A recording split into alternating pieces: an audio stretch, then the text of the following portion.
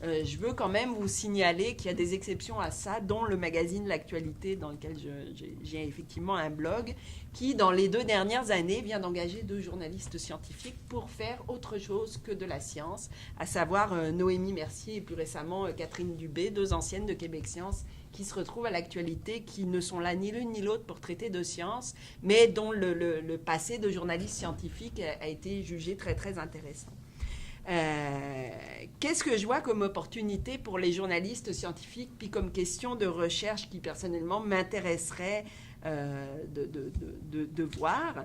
Je pense que les journalistes scientifiques sont reconnus comme ce qu'on appelle des fois des experts en experts et ont vraiment une expertise qui est très particulière et très importante. Et qu'elle n'est probablement, à mon avis, pas du tout assez valorisée.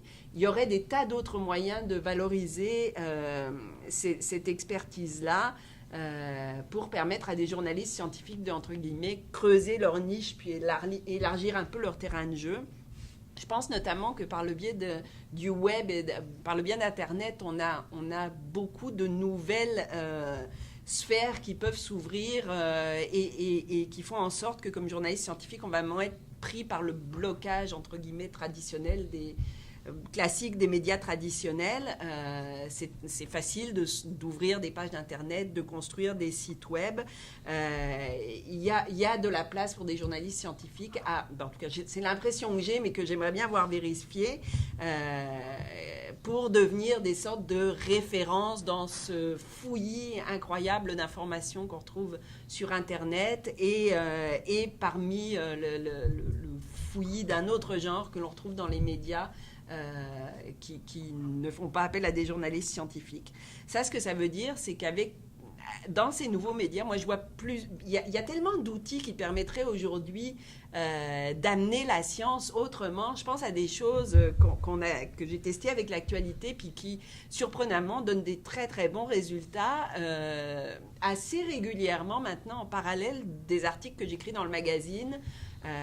On fait des jeux questionnaires sur le web et ça marche super bien. Les gens sont preneurs de ce genre d'informations, vont venir répondre à des quiz sur les femmes en sciences, sur les microbes, sur toutes sortes d'affaires.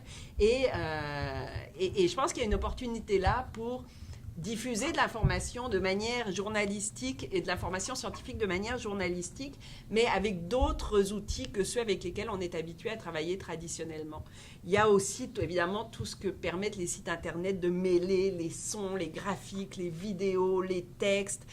Ça nous permet de construire toutes sortes finalement d'utiliser, de valoriser l'expertise qu'on peut avoir comme journaliste scientifique.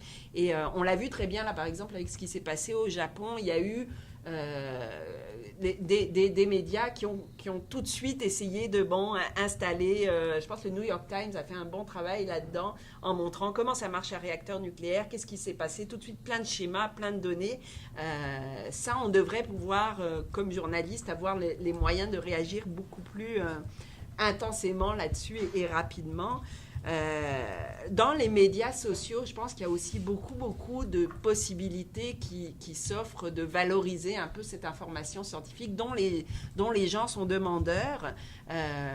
Utiliser Twitter ou Facebook ou autres outils pour mettre en relation directe des experts avec le public, pour jouer un peu le rôle d'arbitre de débat, entre guillemets.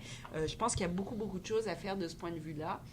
Moi, j'ai l'impression, en tout cas, qu'on entend souvent dire que le journalisme scientifique est en crise parce qu'il y a de moins en moins de journalistes scientifiques dans les médias.